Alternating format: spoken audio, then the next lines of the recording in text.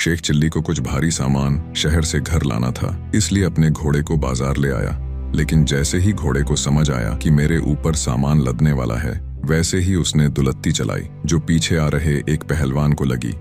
घोड़ा तो भाग गया, लेकिन पहलवान ने शेख चिल्ली की जमकर मरम्मत की।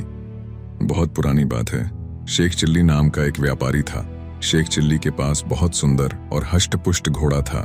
घोड़े की सुंदरता देख ऐसा लगता था मानो कि घोड़ा स्वर्ग से आया हो। लेकिन दिक्कत ये थी कि शेख चिल्ली सिर्फ कहने को घोड़े का मालिक था, असल में घोड़ा अपनी मर्जी का मालिक था।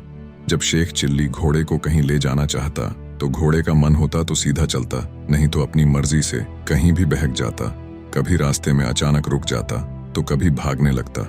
घोड़े की खास बात थी कि वो बिना उकसाए कभी भी दुलत्ती झाड़ देता, और अगर घोड़े की दुलत्ती किसी को जोर से पड़ जाए तो समझो दिन में तारे दिख जाते हैं। एक बार शेख चिल्ली घोड़े को बाजार ले आया। उसे कुछ भारी सामान लेकर आना था। जैसे ही घोड़े को समझ आया कि मेरे ऊपर सामान लदने वाला है, वैसे ही उसने दुलत्ती चलाई जो पीछे आ रहे एक पहलवान को लगी। घोड़ा तो भाग गया, लेकिन पहलवान ने शेख चिल्ली की जमकर मरम्मत की।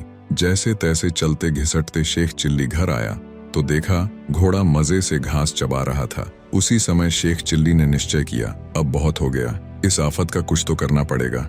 मैं कल ही इसे बड़े शहर जाकर बेच देता हूँ, कम से कम मेरा पीछा तो छूटेगा। अगली सुबह शेख चिल्ली घोड़े को लेकर बड़े शहर के मेले में पहुंच गया। घोड़ा सुंदर और तंदुरुस्त था तो कई लोग उसे देखने आने लगे, पर शेख चिल्ली अपनी धुन का पक्का था।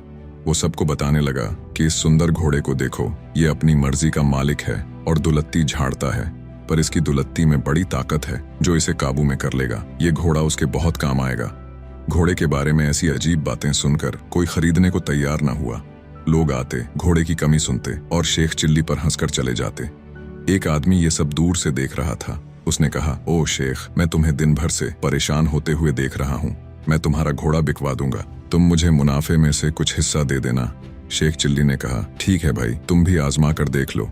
ये आदमी तो महारथी था। ये तुरंत ऊंचे स्थान पर चढ़ गया, साथ में ढोल बजवाए और जोर से चिल्लाने लगा, आज आपकी किस्मत खुल गई है। जो इतना सुंदर, इतना काबिल घोड़ा इस बाजार में बिकने को आया है। ये घोड़ा स्वर्ग से आया है, बहुत धार्मिक है, हमेशा ऊपर वाले की सुनता है, उसकी ही करता है। ये जिस घर में जाएगा वहां बरकत ही बरकत लाएगा। इधर ध्यान दीजिए, अभी मौका है, घोड़ा खरीद लीजिए। ये घोड़ा जिसके भी पास जाएगा उसकी किस्मत खुल जाएगी, दिन दूनी रात चौगुनी तरक्की होगी। ऐसी बातें सुनकर लोगों की भीड़ इकट्ठी हो गई और घोड़े की बोली लगने लगी। कीमत बहुत तेजी से बढ़ने लगी। 100 रुपए के घोड़े की 1500 कीमत लग गई। कई लोग घोड़ा खरीदना चाह रहे थे। इतने में शेख चिल्ली उछल पड़ा, नहीं नहीं, मुझे नहीं बेचना ये घोड़ा। मुझे पता ही नहीं था कि इसके अंदर इतनी सारी खूबियां हैं। अब मैं इस घोड़े को कभी नहीं बेचूंगा। ऐसा कहकर शेख चिल्ली ने सारा मुनाफा छोड़ा और अपना अड़ियल नाकारा घोड़ा लेकर वापस आ गया। अपनी कीमत खुद लगाओ। ये कहानी हमें सिखाती है कि प्रसिद्ध और अमीर लोगों की जिंदगी कितनी मुश्किल होती है। ये लोग पूरी तरह से दूसरों की राय पर निर्भर होते हैं। अगर लोग उन्हें पसंद करते हैं तो उन्हें ढेर सारे काम मिलते हैं, जैसे फिल्में और विज्ञापन। लेकिन अगर लोग उन्हें पसंद नहीं करते तो कोई उन्हें काम नहीं देता। इस वजह से ऐसे अमीर और प्रसिद्ध लोग हमेशा परेशान रहते हैं कि लोग उनके बारे में क्या सोचते हैं। उन्हें इस बात की चिंता रहती है कि उनकी तस्वीरें अच्छी लग रही हैं या नहीं, और लोग उनके बारे में क्या कहेंगे। ये तो मशहूर लोगों की बात हुई, लेकिन ये समस्या हम सब के अंदर थोड़ी बहुत तो होती है। हम सब चाहते हैं कि लोग हमें पसंद करें, और इस वजह से हम अक्सर परेशान रहते हैं और 2 बड़ी मुश्किलों का सामना करते हैं। पहली मुश्किल, दूसरों की बातों से हमें बहुत फर्क पड़ता है। कोई तारीफ कर दे तो शेख चिल्ली की तरह हम उसकी बातों में आ जाते हैं। कोई बुराई कर दे तो हम दुश्मन बन जाते हैं। अहंकार ही तुम्हारा रोग है। अहंकार को बाहरी प्रोत्साहन में बड़ा आमोद आता है। एक बार अहंकार फूलता है फिर मन को शांत नहीं होने देता। दूसरी मुश्किल, हम खुद पर संपूर्ण विश्वास नहीं कर पाते। जितना खुद को जानोगे उतना दूसरों की कम जरूरत पड़ेगी। लोगों की राय और बाहरी परिणाम तो पल पल बदलते रहते हैं, जिस कारण हम दुखी होकर खुद पर शंका करने लगते हैं और योग्यता के बाद भी हार मानकर खुद को शक्तिहीन समझ लेते हैं। हम खुद की कीमत कैसे जानेंगे?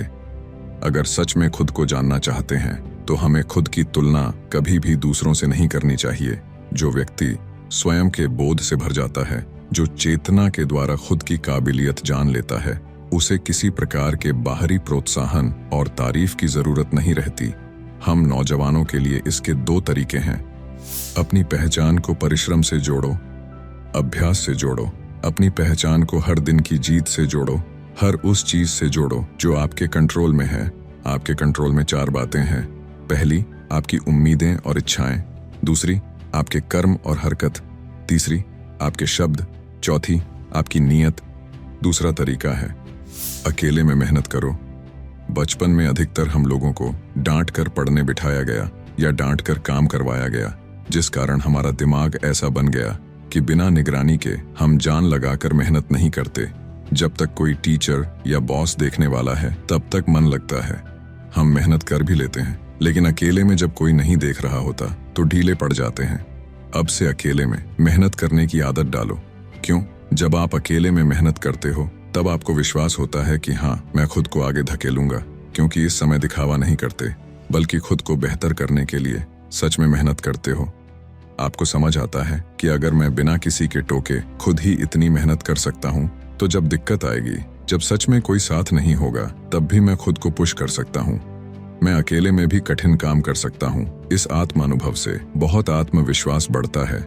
इसलिए अकेले रहकर मेहनत करना सीखो, फिर आपको बाहरी परिणाम और दूसरों के बातों से ज्यादा फर्क नहीं पड़ेगा। दोस्तों, अगर इस कहानी ने आपकी किसी भी उलझन को सुलझाया है तो हमें कमेंट्स में जरूर बताओ, और वीडियो को लाइक करके एक ऐसे दोस्त को शेयर करो जिसके जीवन में ये वीडियो काम आए। साथ में पीसफुल कर्मा चैनल को सब्सक्राइब जरूर कीजिए। धन्यवाद।